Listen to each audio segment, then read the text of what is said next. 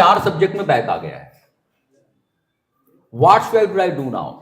मैं अब क्या करूं? 4 सब्जेक्ट में बैक आ गया है, ये लोग मुझे बैठने नहीं दे रहे हैं कैंपस प्लेसमेंट के पेपर में। मैंने कहा अच्छा। जब उस बच्चे से थोड़ी देर मैंने बातचीत करी, मुझे एक 15 से 20 मिनट बातचीत करने में समझ में आ जाता है कि ये बच्चा किस सब्जेक्ट के लिए बना है, इसको कौन सब्जेक्ट पढ़ना चाहिए, कौन सा पढ़ना नहीं चाहिए। तो मुझे समझ में आया कि this guy is not made for mathematics, ये मैथमेटिक्स के लिए बना ही नहीं। तो मैंने उससे एक सवाल पूछा कि why have you chosen mathematics? उसने कहा घर का प्रेशर था, सब लोग कह रहे थे कि जो है मैथ्स ले लो, पढ़ाई में जो अच्छे बच्चे होते हैं वो मैथ्स लेते हैं, आई हैव टेकन मैथमेटिक्स। मैंने कहा ओके, कोई बात नहीं, मैथमेटिक्स तो चूज कर ली, ये बताओ why have you started preparation for engineering? बोला मैथ्स के सारे फ्रेंड्स यही कर रहे थे तो हमने भी यही कर लिया। मैंने कहा ओके चलो ये भी ठीक है। इस कॉलेज में क्यों आ गए? बोले काउंसलिंग में यही कॉलेज मिल रहा था तो यहां आ गए। मैंने कहा ये भी ठीक है। Why have you chosen mechanical engineering? Real incident है, अभी जस्ट 2 साल पहले मेरे साथ हुआ। मैंने उससे पूछा कि why have you chosen mechanical engineering? बोला मेरे 2 फ्रेंड का सिलेक्शन और हुआ था, दोनों ने मैकेनिकल ले ली तो हमने भी मैकेनिकल ले ली। अब मुझे एक सवाल का जवाब दो, इस पूरे इंसिडेंट में क्या इस बच्चे ने कुछ चीज सोच समझ के डिसाइड करी है? ये सिर्फ हर्ड मेंटेलिटी है कि बाकी लोग जो कर रहे हैं हम भी वही करेंगे, ये आदमी वही फॉलो करते हुए आगे चला जा रहा है। That is why he is having the back papers. तो मैंने एक सवाल पूछा, ये बताओ बाकी सारे फ्रेंड्स के साथ बैक पेपर आया है क्या? बोला नहीं सर, बैक पेपर तो खाली मेरा आया है। That's a problem. तो ऐसे करियर को चूज नहीं करना है। करियर को सिलेक्शन का एक पूरा प्रोसेस होता है। Because why I am telling all these things, because just after class 12 अभी तक क्या कर रहे थे हम लोग? पिछले 10-12 साल से लगातार पढ़ाई करते जा रहे हैं, पढ़ते जा रहे हैं। अब एक ऐसा मौका आया है कि हमको डिसीजन लेना है, हमको डिसाइड करना है कि अब लाइफ में क्या करना है। और जो डिसीजन आज आप लोगे यही तय करेगा कि आने वाली जिंदगी में आपके साथ क्या क्या होने वाला है। Decisions determine destiny. आपको यह तय करना पड़ेगा कि आज आपको क्या करना है और उस डिसीजन को स्टिक करना पड़ेगा आने वाले लंबे समय तक, so that you can choose the right career. Career को सेलेक्ट करने के लिए हम 3-4 चीजें देखते हैं, समझ लीजिए, सर्च करना स्टार्ट करिए। 2 तरह की रिसर्च करनी पड़ेगी, अभी भी बहुत सारी रिसर्च आप कर रहे होंगे। नई वेब सीरीज कौन सी लॉन्च हुई है, राइट? कौन सा मूवी का कलेक्शन कितना हुआ है, जीन्स का नया स्टाइल कौन सा आ गया है, राइट? ये सारी रिसर्च चल रही होगी। थोड़े दिन के लिए रिसर्च बंद करके अपने करियर के प्रति फोकस होना पड़ेगा, समझना पड़ेगा, because career is the most important thing right now. तो what I am saying, 2 research करनी पड़ेगी, एक अपने अंदर और एक बाहर। बाहर जो रिसर्च है वो बहुत आसान है, बहुत आसान है, you can do very easily. अंदर जो रिसर्च अपने अंदर करनी है दैट इज डिफिकल्ट, वो डिफिकल्ट है, वो समझनी पड़ेगी, उसको ढूंढना पड़ेगा। यहां पे जितने सारे लोग बैठे हुए हैं इसमें पीसीएम वाले स्टूडेंट्स कितने हैं? Just raise your hand. Oh that's good. मेरा एक सवाल है जस्ट टू पीसीएम स्टूडेंट्स, ये प्रॉम्प्ट इंजीनियर क्या होता है? Yes, prompt engineer. अच्छा चलिए जानने दीजिए, ये बताइए सेफ्टी इंजीनियर क्या होता है? अच्छा ये बताइए music machine learning device engineer क्या होता है? ओके, कॉमर्स वाले बच्चे कितने हैं? Just raise your hand. मुझे ये बताइए कि ये एक्चुरियल साइंसेस क्या होता है?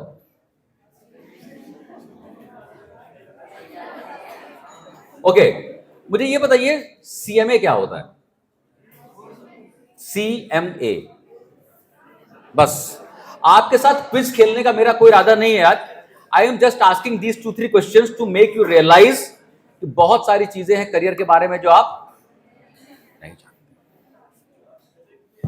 नहीं जानते।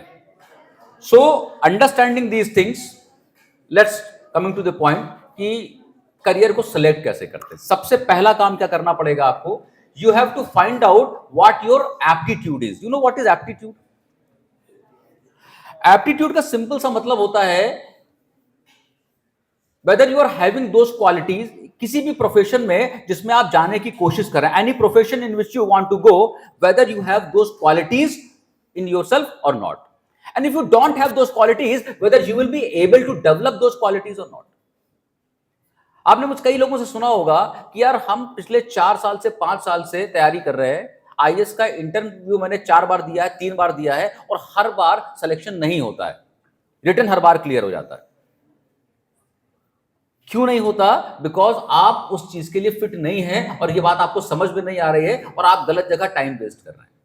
अभी जो करियर का सिलेक्शन का डिसीजन है, it should be a very calculated decide decision. अगर आपने कैलकुलेट करके समझ के डिसीजन नहीं लिया तो एक रॉन्ग डिसीजन आपकी लाइफ के 10 साल खराब कर देगा। If you someday you realise that you have done a wrong decision, आपको उसको ठीक करने में 10 साल का समय लग जाएगा। सो आई वाज सेइंग कि सबसे पहला काम क्या करना पड़ेगा? अपने अपने एप्टीट्यूड को फाइंड आउट करना पड़ेगा। What is your aptitude? Aptitude क्या होता है? Your ability to learn those qualities which are required for the profession. एक एग्जांपल आपको देता हूं। All of us know mister Sachin Tendulkar? Yes? Everybody knows Lata Mangeshkar? Everybody knows doctor APJ Abdul Kalam? Everybody knows Muhammad Ali the boxer? अच्छा, अगर मैं कल आपसे ये कहूं, इनमें एक बात कॉमन है, दे आर ऑल लीजेंड्स, बहुत बड़े लोग हैं ये लोग। मैं कल से आपसे ये कहूं कि कल से जो कलाम साहब हैं, इनको फिजिक्स नहीं पढ़नी है, इनको क्रिकेट खेलना है। सचिन को कल से गाना गाना है, लता मंगेशकर को बॉक्सिंग करनी है, will they be successful? No, because they don't have those kind of personality traits, because they don't have those kind of personality traits which are required for those profession। ये अपने अपने फील्ड के experts हैं। तो सबसे पहला काम क्या करना पड़ेगा? आपको अपने अपने एप्टीट्यूड को फाइंड आउट करना पड़ेगा। What is your aptitude? There are 8 kind of intelligence. ये समझ लीजिए, मिलेगा नहीं आपको नेट पे। There are 8 kind of intelligence और आप में सबके लोगों के अंदर एक या दो तरह के इंटेलिजेंसेस होंगे। आपको अपना करियर उसी इंटेलिजेंस के अकॉर्डिंग ढूंढना पड़ेगा। एक एग्जांपल आपको देता हूं, मेरी बात आपको समझ आ जाएगी। अगर मैं आपसे ये कहूं, आप में से कुछ ऐसे बच्चे होंगे जिनको ये समझ में आता होगा कि ये जो बोर्ड पे लिखा हुआ है, इसमें ग्रीन की जगह पे अगर रेड कलर से लिखा होता तो ज्यादा बेटर लगता। अगर आपसे कहा जाएगा कि एक पेंटिंग क्रिएट कर दो, तो ऐसे नहीं ऐसे बन जाएगी। कुछ लोगों को समझ में आता होगा, कुछ को समझ में नहीं आता। कुछ ऐसे बच्चे होंगे यहां पर जो किसी एक रास्ते पर जाते हैं और उनको पूरा रास्ता याद हो जाता है। कुछ ऐसे बच्चे हैं जिनको रास्ता कभी भी याद नहीं होता। कुछ ऐसे बच्चे हैं जिनको मैथमेटिक्स तुरंत समझ में आ जाती है, यार मैं इनको आज 2 मिनट के अंदर सारी बात समझ में आ जा रही है। कुछ ऐसे बच्चे हैं जिनको बिल्कुल मैथमेटिक्स समझ में, इसको कहते हैं intelligence. Everybody has different kind of intelligence. किसी के अंदर मैथमेटिकल इंटेलिजेंस होगा, किसी के अंदर आर्टिस्टिक इंटेलिजेंस होगा, किसी के अंदर स्पेशल इंटेलिजेंस होगा, और ऐसे ही इंटेलिजेंस की बेसिस पे हम डिसाइड करते हैं what will be my career. एक एग्जांपल आपको देता हूं। आप में से कुछ ऐसे लोग जरूर होंगे जो ये सोच रहे होंगे कि फ्यूचर में आर्मी में जाना है या एयरफोर्स में जाना है या नेवी में जाना है। कई सारे लोग ऐसा सोच रहे होंगे। एयरफोर्स में पायलट बनने के लिए एक टेस्ट होता है जिसको बोलते हैं सीपीएसएस। जानते हैं? सीपीएसएस। पहले इसको बोलते थे PABT, pilot aptitude battery test, क्योंकि पेपर पेन पे होता था। अब पेपर पेन पे नहीं होता है, ये कंप्यूटर पे होता है, इसको बोलते हैं सीपीएसएस। ये सिर्फ एक, और इस पेपर की खास बात जानते हैं क्या है? आपने एक बार ये एग्जाम दिया और आप सेलेक्ट नहीं हुए, दोबारा एग्जाम नहीं दे सकते, नेवर। और ये एग्जाम सिर्फ एक चीज चेक कर रहा होता है सबसे बड़ी लेवल पे, कि जो टर्म मैंने इस्तेमाल किया था, स्पेशल इंटेलिजेंस है या नहीं है। SPATIAL, स्पेशल इंटेलिजेंस, स्पेशल वाला नहीं, स्पेशल TIAL। स्पेशल इंटेलिजेंस का मतलब होता है कि इस आदमी को हर जगह पे डायरेक्शन का सेंस होता है कि नहीं। जो इंसान बीच सड़क पे चलते हुए, जहां पे रोड्स बनी है, जहां डायरेक्शन सेंस बने हुए हैं, वहां डायरेक्शन समझ नहीं पा रहा है, तो वो 10,000 फीट की हाइट पे जहां कुछ भी नहीं है, how will he sense the direction? और अगर ऐसा इंसान नहीं है तो आप 10 बार एग्जाम देने जाइए, you will not get selected, they will not select you. और after wasting 5-7 years you will realise कि यार मेरा तो 5-7 साल का समय वेस्ट हो गया। और ये गलती हम में से 70-80% बच्चे कर रहे होते हैं, और इसीलिए फ्रस्ट्रेट हो रहे होते हैं कि यार हमने 4 बार एग्जाम दिया, मेरा सिलेक्शन नहीं हो रहा है। सिमिलरली तो सबसे पहला काम क्या करना पड़ेगा, अपने साथ बैठ के थोड़ा थोड़ा टाइम दे करके अपने आप को ये डिवोट करना पड़ेगा कि मेरे अंदर कौन कौन सी क्वालिटीज हैं, कौन कौन से इंटेलिजेंसेस है मेरे अंदर, कौन कौन सा मेरा एप्टीट्यूड है, उसकी बेसिस पे हम डिसाइड करेंगे which career I need to go. दूसरी चीज आती है जिसको कहते हैं पर्सनालिटी। अपनी अपनी पर्सनालिटी को समझना पड़ेगा। जैसे मैं, एक वर्ड होता है पर्सनालिटी में इंट्रोवर्ट, और एक वर्ड होता है एक्सट्रोवर्ट, और एक होता है एम्बिवर्ट। गुड। तो जो एक्सट्रोवर्ट हैं उनके लिए अलग टाइप के करियर्स हैं, जो इंट्रोवर्ट्स हैं उनके लिए अलग टाइप के करियर्स हैं। जैसे मैं एक हाईली एक्सट्रोवर्ट इंसान हूं, तो मेरे लिए क्या है, मैं I have become an orator. अगर मैं इंट्रोवर्ट होता तो कहीं बैठ के बुक लिख रहा होता।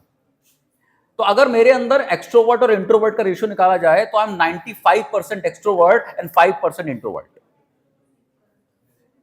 और that is why I love talking to new people. I discuss, I become an orator because of this only. एक दूसरी चीज ये है, अगर आपसे पूछा जाए कि आप एक्सट्रोवर्ट हो या इंट्रोवर्ट हो, आपको पता लगाना है, क्या करेंगे? बहुत सिंपल सा तरीका है। सोच के देखिए कि आप एक किसी फ्रेंड की सिस्टर की शादी में गए हैं, जहां पूरे हॉल में आपको कोई नहीं जानता, कोई जानता ही नहीं, खाली वो फ्रेंड आपको जानता है, वो कहीं बाहर चला गया। 1 घंटे से आप वहां बैठे हुए हैं, उस 1 घंटे में आपने क्या किया? क्या 1 घंटे में घूम करके 10 लोगों से मिले आप? अगर आप 1 घंटे में 10 लोगों से मिले, इसका मतलब आप क्या है? एक्सट्रोवर्ट है। अगर आप बैठे रहे और ये इंतजार करते रहे कि नहीं यार कोई आके मुझसे चाय पूछेगा, then I will have tea, and ऐसे बैठा रहूंगा, इसका मतलब आप क्या है? And both are good. ऐसा नहीं कि इंट्रोवर्ट बुरा है या एक्सट्रोवर्ट बुरा है, लेकिन आपको पता होना चाहिए कि वेदर यू आर इंट्रोवर्ट और यू आर।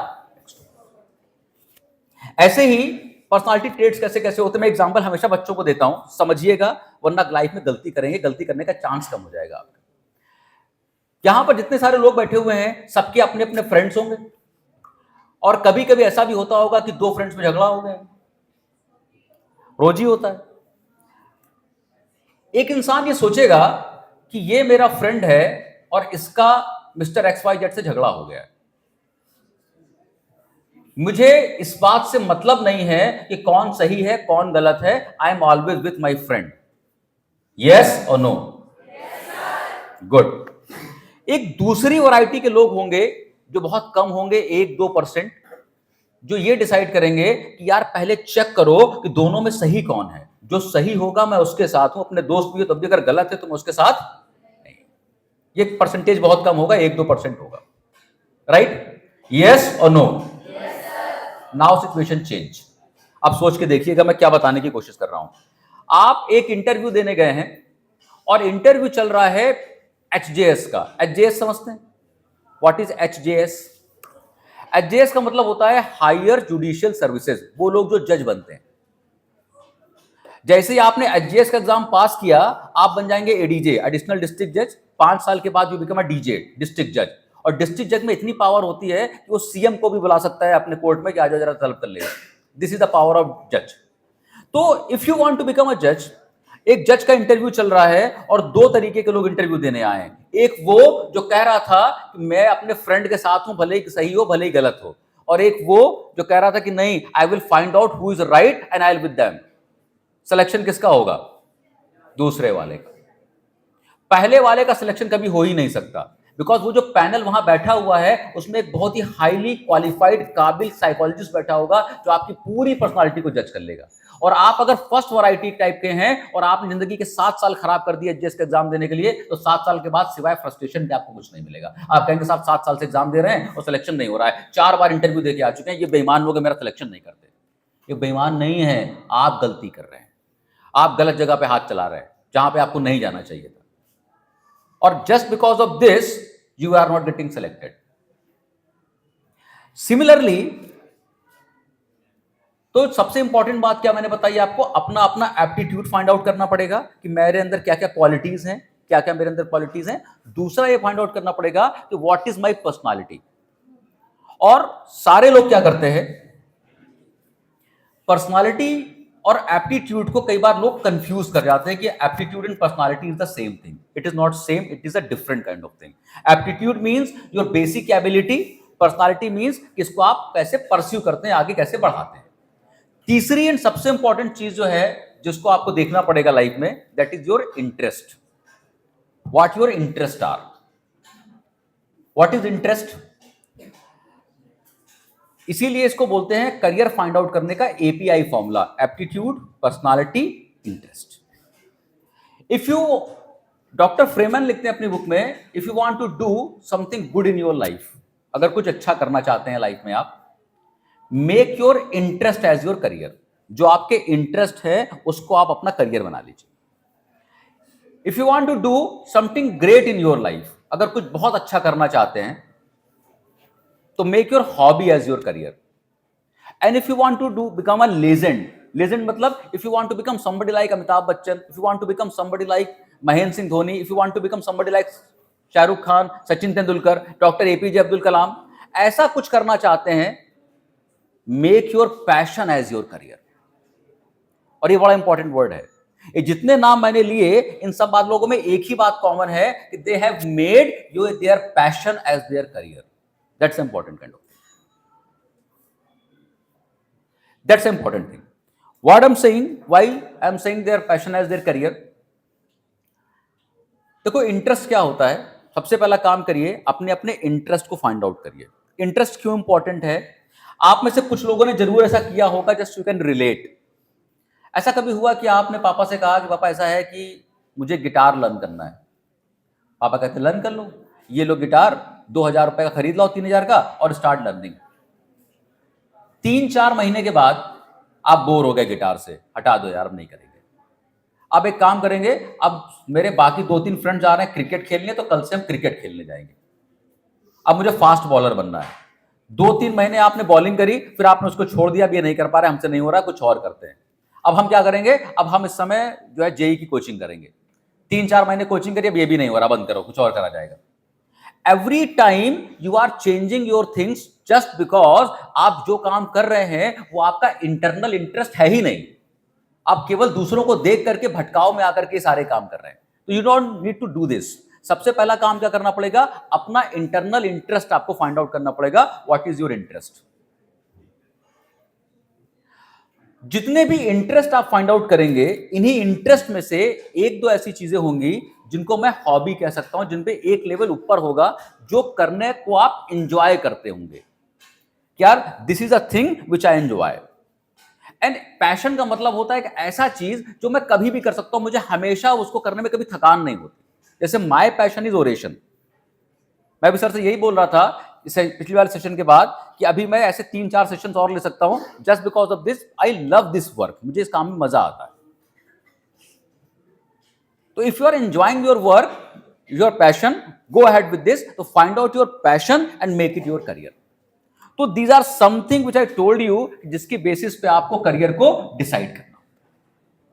Now what?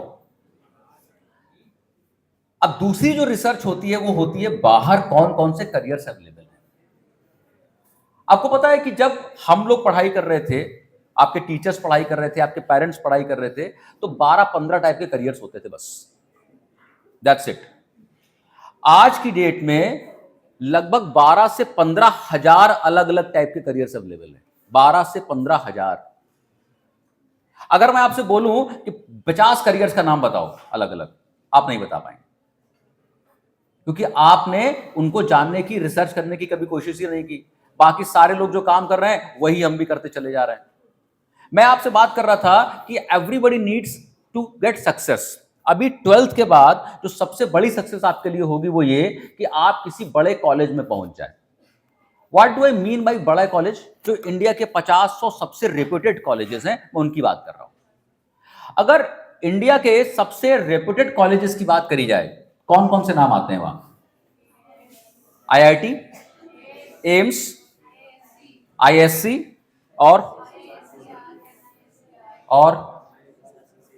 मजेदार बात यह है कि अभी तक जितने नाम आए हैं वो सब साइंस वाले कॉलेजेस के आए हैं। What else? एसआरसीसी, बहुत बढ़िया, गुड। आईआईएम, ओके, चलिए, आईएसआई, बहुत बढ़िया। सबसे अगर मैं रेपुटेड कॉलेजेस की बात करूं भारत में, अगर सबसे रेपुटेड कॉलेजेस की बात करूं भारत में, तो सबसे ऊपर नाम आता है आईआईटीज का, एम्स का, आईआईएम का, एनएलयूज का। एनएलयू जानते हैं? इसके बाद एक टर्म आता है सेंट्रल यूनिवर्सिटीज। कुछ स्पेसिफिक कॉलेजेस हैं, जैसे किसने एक नाम लिया था, आईएसआई कोलकाता। तो ये सारे जो बड़े बड़े इंडिया के कॉलेजेस हैं, why to go into these colleges, इन कॉलेज में हमको जाना क्यों चाहिए? 3 कारण बताता हूं, 3 कारण बताता हूं। पहला, सबसे इंपॉर्टेंट चीज है इन कॉलेजेस के टीचर्स। 2 एग्जांपल देता हूं, मेरी बात आपको समझ में आ जाएगी। मैंने भी एक टर्म इस्तेमाल किया था, एनएलयू, नेशनल लॉ यूनिवर्सिटीज। सबसे बढ़िया जो नेशनल लॉ यूनिवर्सिटी मानी जाती है, वन इज इन हैदराबाद, उसको कहते हैं नालसार, NALSAR, गूगल पे सर्च कीजिएगा जाके। नालसार हैदराबाद में जो पहला लेक्चर होता है, जिसको ओरिएंटेशन लेक्चर कहा जाता है, it is always started by chief justice of India. नॉ इमेजिन अ सिचुएशन कि आप जहां बैठ के पढ़ रहे हैं, वहां आप बैठ के पढ़ाई कर रहे हैं, और सामने मेरी जगह पर chief justice of India is standing and teaching. I was talking about IIM। अभी एक टर्म मैंने इस्तेमाल किया था, IIM। जो इंडिया का सबसे बड़ा IIM है, IIM अहमदाबाद। आपको पता है कि IIM अहमदाबाद में एक वीक के लिए, एवरी ईयर, एक दिन के लिए नहीं, एक वीक के लिए, doctor APJ Abdul Kalam used to come living inside the campus and used to teach the students. अब सोचो कि आपको एक हफ्ते के लिए somebody at the stature of doctor Abdul Kalam से पढ़ने का मौका मिल रहा है। ये सारी बातें यहां नहीं हो सकती, इसके लिए आपको इतने बड़े कॉलेज में जाना ही पड़ेगा। This is power of college. और ऐसे बहुत सारी चीजें हैं। तो सबसे पहली बात मैंने क्या बताई, that you need to go for teachers. Number 2 बात यहां पर यह है, that's called branding. somebody comes and says to you कि मैंने MD मेडिसिन किया है एम्स से, एम्स दिल्ली से, and somebody comes and says कि भाई मैंने BA किया है लखनऊ यूनिवर्सिटी से। जो पहली इमेज हमारे दिमाग में बनती है वो क्या बनती है? एम्स वाला बेटर होगा, राइट? इसको बोलते हैं ब्रांडिंग। तो when you reach these kind of colleges, you yourself become brand. आप ब्रांड बन जाते हो कि यार हम जो है वो ब्रांड हो गए, हमको हर आदमी पहचानता। पूरी लाइफ आप बताओगे कि मैं IIT खड़गपुर का पास आउट हूं, मैं IIM का पास आउट हूं, और पूरे वर्ल्ड में लोग जानते हैं। The day you write in your CV कि I am from IIM Calcutta, everybody knows what is IIM Calcutta. तीसरी बात जो ज्यादा मोटिवेट शायद करे आपको, दैट इज सैलरी पैकेजेस। आपको पता है कि इंडिया में सबसे ज्यादा सैलरी पैकेजेस कहां से जाते हैं? Not IITs, it is IIMs, Indian institute of management. Last to last year the highest salary package of IIM Bangalore was 3.7 crores per year। 3.7 crores per year। इसका मतलब एक साल की सैलरी है 3 करोड़ के आसपास। इसका मतलब महीने की सैलरी है 25-30 लाख रुपए के आसपास, और वो भी एक 23 साल के बच्चे की। तो if you want to go there, अभी से मेहनत करनी पड़ेगी, सोचना पड़ेगा, टारगेट करना पड़ेगा एंड जाना पड़ेगा। गाइस, या तो आप लोग बातचीत कर लो,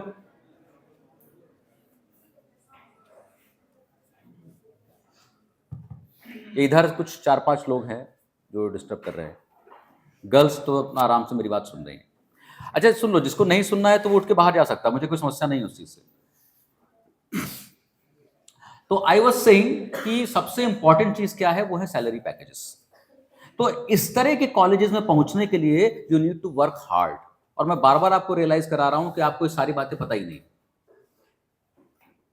आपको पता है कि सबसे पहली रिसर्च मैंने क्या बताई, अपने अंदर झांक के देखिए, अपनी पर्सनालिटी का एनालिसिस करिए, वरना आप जब करियर का सिलेक्शन स्टार्ट करेंगे तो आप करेंगे गलती, और 4-5 साल के बाद आपको रियलाइज हो गया यार मेरा टाइम खराब हो गया। मैं अभी इससे जस्ट पहले सेशन में एक एग्जांपल दे रहा था, मैं एग्जांपल आप लोगों को भी देता हूं, ये रियल एग्जांपल है, अभी 2 हफ्ते 3 हफ्ते पहले मेरे साथ हुआ। 4-5 साल पहले एक पर्सन अपने बच्चे को लेके मेरे पास आए। मेरे पास डेली 40-50 लोग आते हैं करियर के गाइडेंस के लिए। वो आए मेरे पास, तो उनका बच्चा उस समय SSB देने जा रहा था। You know what is SSB? आपने आर्मी का कोई एग्जाम पास किया है ना, आर्मी का, नेवी का, एयरफोर्स का, अब आपको जाना पड़ेगा रिटर्न क्रॉस करने के बाद एसएसबी देने के लिए। एसएसबी में 5 डेज के लिए आपको आर्मी के कैंप में रहना पड़ेगा। वो डेली बहुत सारे टास्क देते हैं आपको, ये कर लाओ, वो करो, ये करो, बहुत सारे टेस्ट करते हैं। उसके 5 दिन के बाद वो डिसाइड करते हैं कि वेदर यू आर इन और यू आर आउट। मैं उस बच्चे की पर्सनालिटी की मैपिंग कर रहा था। पर्सनालिटी की मैपिंग करने के बाद मुझे समझ में आया कि इसका सिलेक्शन नहीं होगा। I told it very categorically to his father कि भाई इसका नहीं होगा, फालतू टाइम वेस्ट मत कराइए। इनके फादर नाराज हो गए। He himself was a major at that time, now he has become a lieutenant colonel. तो वो नाराज होकर मुझसे बोले, आपको पता है for last 4 generation every man in my family is in army. अच्छा, मैं भी थोड़ा मुंहफट आदमी हूं। मैंने कहा ऐसा है, 4 जनरेशन से हो या 5 से हो, ये नहीं जाएगा। He become very angry and went, चले गए, जाओ भाई। 4 साल के बाद अभी 3 हफ्ते पहले फिर से मेरे पास आए, बातचीत हुई। उन्होंने मुझसे एक सवाल पूछा, सर ये बताइए आपको उस दिन कैसे पता चला था कि इसका सिलेक्शन नहीं होगा? आई सेड अगर उसी दिन आपने पूछ लिया होता कि आपको कैसे पता चला, तो आपने इसके 3 साल वेस्ट नहीं किए होते। तेरा कंसर्न समझ में आ रहा है आपको? आपके 3, 4, 5 साल वेस्ट ना हो, इसलिए मैं ये सेशन ले रहा हूं। इसलिए मुझे इतनी दूर से बुलाया गया यहां पर सर ने कि आपके इस समय खराब ना हो आपका, तुक्का मत लगाइए करियर में लेकर के। तो मैंने कहा सर, जब इसकी पर्सनालिटी की मैपिंग मैं कर रहा था तो मुझे एक रियलाइजेशन हुआ कि this guy has a different kind of value system. Everybody sitting here has a different kind of value system. एक एग्जांपल देता हूं, आप रिलेट कर पाएंगे। ऐसा कोई फ्रेंड है आपके साथ में होगा जिसको कोई छोटी सी बात बोल दो तो बुरा लग जाता है, बात ही नहीं करेगा, वो नाराज हो जाएगा, मुंह बना लेगा, राइट? ऐसा भी कोई फ्रेंड होगा जिसको 4 बातें बोल दो, हंस के टाल देगा, कोई फर्क नहीं पड़ रहा है। इसको बोलते हैं वैल्यू सिस्टम, राइट? और इन सबका इंपैक्ट आपके करियर पे पड़ता है। मैंने कहा जब मैं इसके वैल्यू सिस्टम को एनालाइज कर रहा था तो मुझको एक बात समझ में आई कि this man has a value system कि whenever he is given some order, जैसे ही उसको ऑर्डर दिया जाता है ऊपर से, ही स्टार्टेड फीलिंग बैड। आप में से भी कुछ के साथ होता होगा, किसी ने ऊपर से ऑर्डर दिया ये करके लाओ तो बुरा लगने लगता है। हमको ऑर्डर काहे दे रहे हैं, हमसे रिक्वेस्ट कर रहे हैं, हमसे प्यार से कहें, गुस्से गुस्से में ना कहें। मैंने कहा anybody who has problem in taking orders, ऐसा कोई भी इंसान जिसको प्रॉब्लम है ऑर्डर्स लेने में, he can not join army, वो आर्मी ज्वाइन नहीं कर सकता। और अगर ये बात मुझको 20 मिनट में समझ में आ गई एनालिसिस करने में, तो उनके एक्सपर्ट को 5 दिन में समझ में नहीं आएगी। डेफिनेटली आएगी, वहां मुझसे बड़े बड़े एक्सपर्ट्स बैठे हैं और 5 दिन तक यही ऑब्जर्व करते हैं। और अगर आप उनके ऑब्जर्वेशन में 0.01% भी नहीं फिट बैठते तो नमस्ते, आप कितनी भी मेहनत करके आओ, does not make a difference. तो मेहनत करके पर्सनालिटी को निखारा जा सकता है, चेंज नहीं किया जा सकता है। मार्क माय वर्ड्स, पर्सनालिटी को इंप्रूव करा जा सकता है, चेंज नहीं किया जा सकता। तो जो आपकी बेसिक पर्सनालिटी है उसको ग्रूम अप करिए, उसके अकॉर्डिंग करियर चूज करिए। और ये बात मैं हमेशा बच्चों से कहता हूं कि जैसे आप किसी फोटो को फ्रेम कराने जाइए, तो जो फ्रेमिंग करने वाला बंदा ये क्या करेगा, फोटो के साइज का फ्रेम निकालेगा, फोटो के साइज का जो है शीशा निकालेगा, फोटो के साइज का कार्डबोर्ड निकालेगा, नेलिंग करके दे देगा, आपका फोटो तैयार हो गया। As far as competitive examinations are concerned, careers are concerned, this process is